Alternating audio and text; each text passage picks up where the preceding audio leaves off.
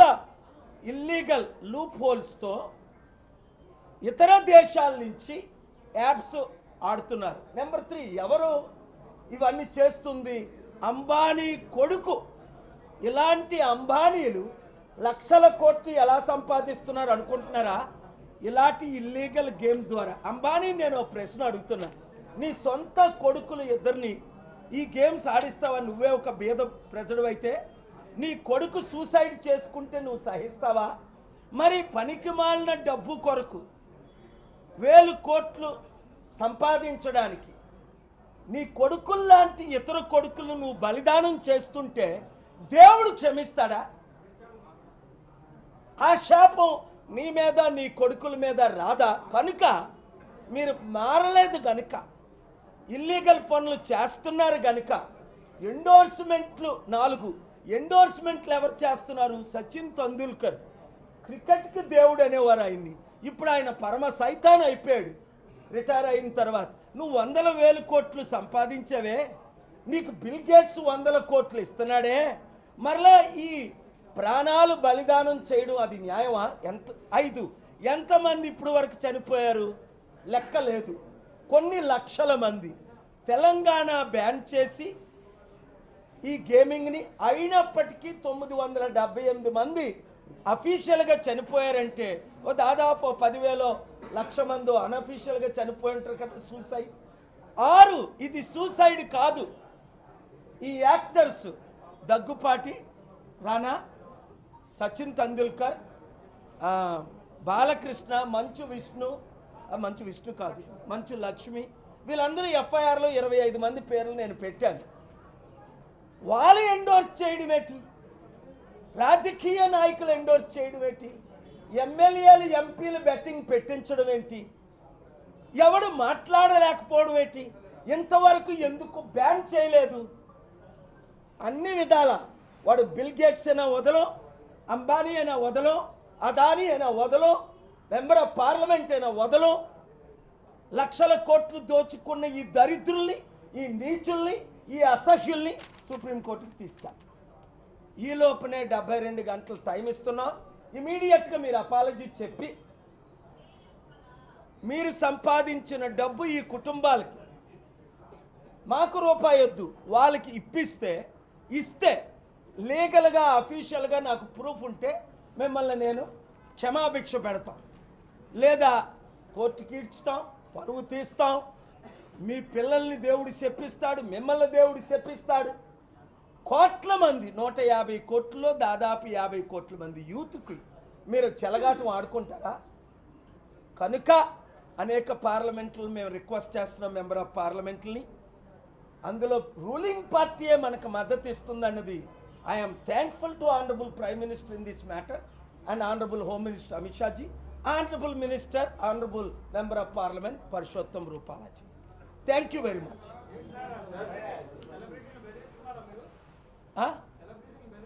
ఈడ్చుకి వెళ్తాం సెలబ్రిటీస్ని. బెదిరించడం ఏంటి? నరహత్య చేసినప్పుడు 302 సెక్షన్ పెడతాం. బెదిరించడం ఏంటి? వార్నింగ్ ఇస్తున్నా. ఇప్పుడు 72 గంటల తర్వాత చూపిస్తాం. ఎవడైనా అల్లు అర్జున్ వెంటనే రిలీజ్ చేసి 100 కోట్లు అందిందట, సిబిఐ ఎంక్వైరీ చేయిస్తాం, ప్రైవేట్ ఇన్వెస్టిగేషన్ చేయిస్తాం. నాకు ఒక కొడుకు ఉన్నాడు, 2 కూతురులు ఉన్నారు. నీ పిల్లలు నువ్వు గేమింగ్ ఆడి 1000 రూపాయలు లేనోడికి 50 లక్షలు ఎలాగొప్పిస్తున్నారు? అప్పిచ్చిన వారికి, ఇప్పించిన వారికి, చట్టాలు మార్చిన వారికి, సెలబ్రిటీస్ ఎండోర్స్ చేస్తున్న వారికి ఎవరిని విడిచిపెట్టరు. దేవుడు విడిచిపెట్టు, నేను విడిచిపెడదు, ఆనరబుల్ సుప్రీం కోర్టు విడిచిపెట్టదు. అదే బుద్ధి లేక, అందుకే నేను ఇవాళ వెళ్ళి పర్సనల్గా కలిశాను. బుద్ధున్న వాళ్ళందరూ మీకు 7,000 కావాలంటే నేను 7,000 కోట్లు నేను దానం చేశా. 2,75,000 కోట్లు ఈ గవర్నమెంట్కి ఇప్పించానే లేదా? ఒక ముస్లిం కంట్రీ నుంచి ఇన్వెస్ట్మెంట్గా. మీకు డబ్బులు లేవంటే అడగండి. ప్రపంచంలో డబ్బు ఎక్కువైపోయింది. కానీ మీకు పిల్లలు ఉన్నారు, మీకు మనవలు ఉన్నారు. వాళ్ళ ప్రాణాలతో మీరు చెలగాటం ఆడుతున్నారు. లక్షల మంది చనిపోయారు, కోట్ల మంది చనిపోతారు. ఇది ఎంత డేంజరస్! ఇంతకంటే డ్రగ్స్ కంటే డేంజరస్ ఇది. ఎందుకు? డ్రగ్స్ లిమిటెడ్గా దొరుకుతుంది, ఇది ఇంట్లో సీక్రెట్గా దొరుకుతుంది. ప్రతి ఇంటిలో యాప్స్ ఉన్నాయి. 1, 2, 10 బియాండ్ ఇమాజినేషన్. నేను ఆ యాప్స్ పేరుతో సహా సూచిస్తాను. Government will support. Honorable Supreme Court will not dismiss this material because I am giving a constructive reasons why. Grounds for interim relief, grounds main prayer. If you read it, I will provide this to all the media. Please, if you want to save this country, its youth, nearly 500 million, 50 crore youth of the future, please lead.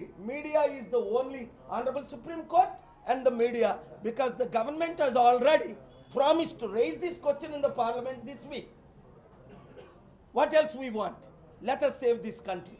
There are million ways to bring economy.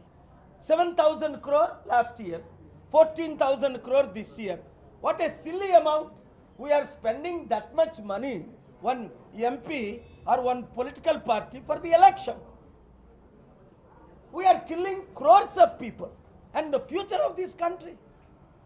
వాళ్ళకు ఉద్యోగాలు, we are not giving jobs. And is it the job we are giving and making foreigners rich? Billionaires, more billionaires? What the hell is going on? నేను ఎవరిని దూషించడానికి interested కాదు. వారు చట్టాన్ని follow అవ్వకపోతే I will take care of the necessary action. People will support me. Doesn't matter who it is, which ruling party or opposition party.